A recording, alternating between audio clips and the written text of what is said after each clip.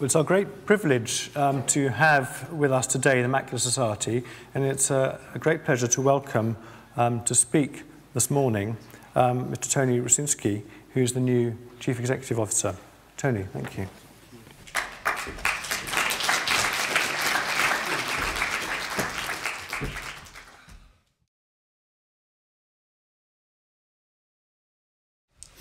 Well, good morning, everyone. So my name is Tony, as already mentioned, and it is a privilege to be the new incoming Chief Exec of the Macular Society. And interestingly, I'm registered blind myself with a macular dystrophy, an inherited disorder. And what that means is I don't have any peripheral vision neither, basically. So the only way I'm going to know who's in the room is by your response to that question. So should we do that again? Good morning, everyone. Good morning. That's much better, much better. Can I just say that it's a wonderful privilege to be here, and it's a wonderful privilege to have my job. And I think it's out of all the jobs I could have chosen, this is the one at this point in time I would choose to do. And let me tell you why. Because up and down our country, if you look at all macular conditions, which is what the Macular Society looks at, oddly enough, there are 600,000 people living with macular conditions up and down our country. And another 200 added to that number on average every single day. It's the biggest single cause of sight loss in the developed world. It's responsible for over half of all sight loss in our country. It's very, very significant. And the Macular Society is, would you believe it, and this is something I found out after I joined, the largest membership organisation in the vision sector, with well over 15,000 members and a couple of thousand professional members now. And that's bigger than, if you think of all the other names you may well know, and the big ones, and if you put them together, it's bigger than all of them, which who knew? And part of that is because we're condition specific. We're about the macula, we're focused on the macula. And our members tell us that they come to us for a few different reasons. They come to us initially, of course, for the services that we offer, and there's lots of information about those outside, everything from the help and information to the befriending buddies, the injection buddies, the counselling services, the training and development, the technology advice, all that stuff. They come to us for that. But they stay with us, they tell us, for three unique reasons. One, because of what they can give to other people with similar conditions. They want to help other people in similar conditions. Secondly, they tell us that they recognise that numbers make a difference. So when we talk to government, when we talk to the NHS, the fact that we've got 15,000 members is significant. But thirdly, and this is why today is so important, they tell us that they continue with membership with us because they want us to put money into research to find a cure and treatments for this degenerative condition.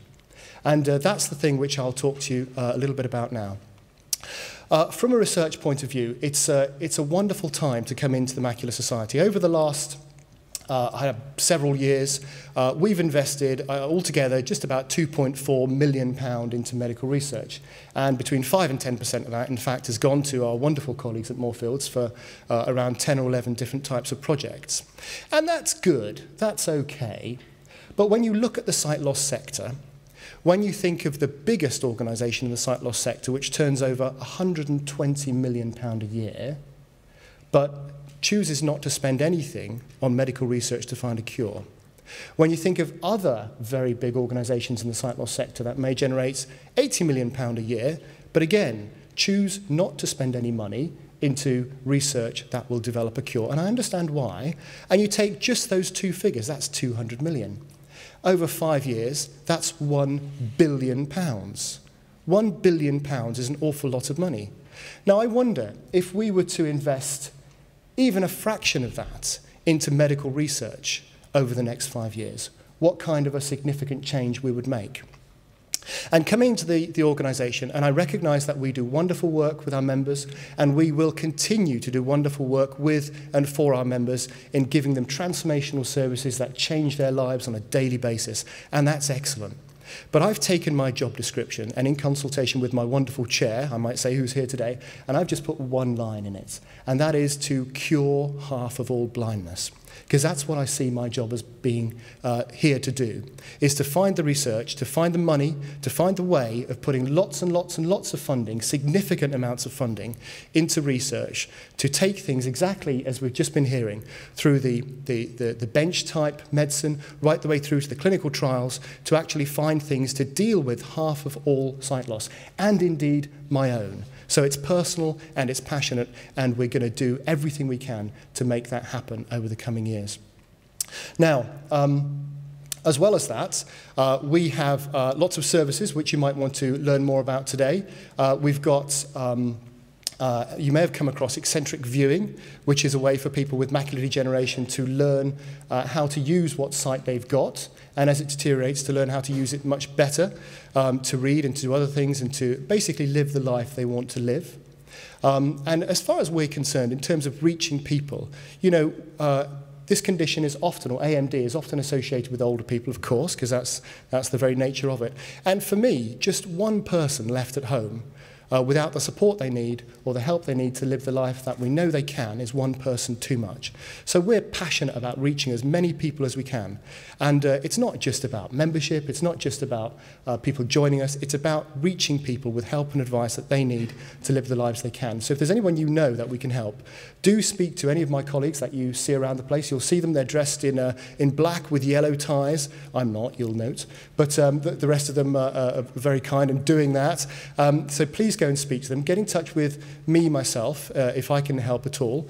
And we've also got things on display like an app, an EV reader app, if you're familiar with tablet PCs, iPads, for example, which are designed to help people with macular degeneration to read more easily electronic text using an app. So go and have a look at that. That's on display. If you want to have an introductory session to skills for seeing or eccentric viewing, you can book up for a 10-minute session by, in fact, our chairman is giving those today. So you can book up for that. And indeed, if you've never heard of apps and iPads, well, we've actually got one which we're giving away today. So you can speak to any of my colleagues about how you can get involved with hopefully getting that iPad. And the other thing we're going to do, relating to my research aspirations in terms of actually getting on and investing the amount of money that we need to in order to find treatments and a cure,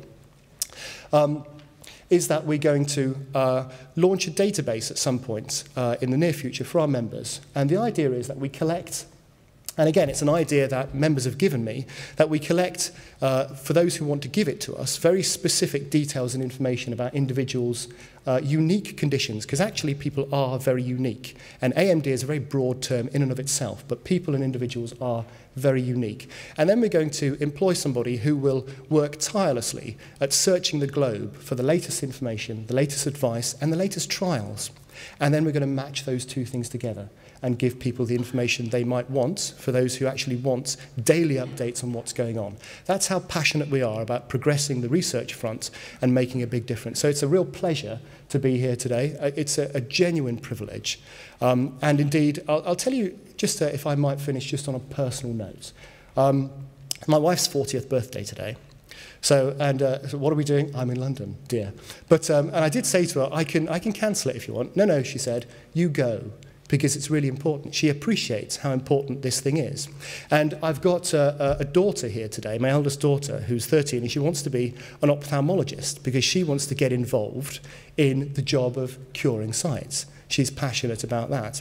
And the interesting thing, and I share this thought with my staff, I'm told she's very pretty, I'm going to embarrass her now, but I can't really see what she looks like, but I want to be able to, and I want to be able to see what my grandchildren look like. And I'm determined that we put the money into the research to get the treatments and the cures to get rid of over half of all sight loss. You know, I was stood here 3 weeks ago in a conference, and a lady called Anne Maguire, MP, was stood where I'm standing now, in fact. I was sitting down there, I wasn't stood here.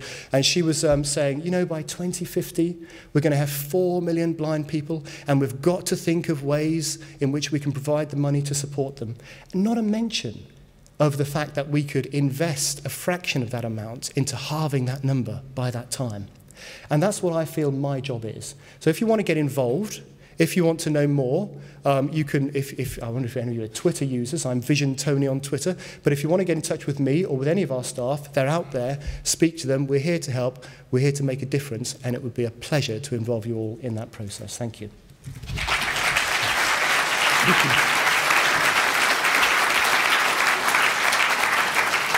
Thank you very much indeed for expressing your passion and determination to prevent and cure blindness from AMD by promoting the cause and securing the resource through fundraising that is going to be required.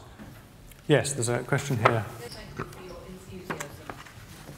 enthusiasm. It's easy, it's a pleasure.